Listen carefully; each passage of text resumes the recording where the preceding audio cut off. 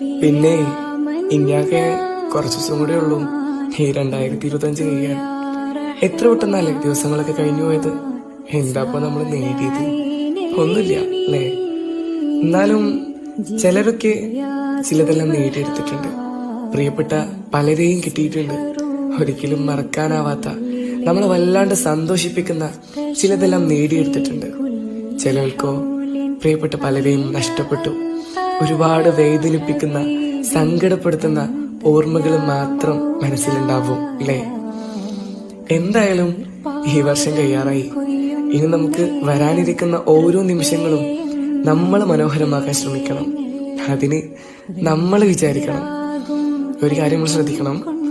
What ever happens in your life, that's only for good. എല്ലതും നല്ലതിനാണോ. Take a deep breath and move on. Inshallah, one day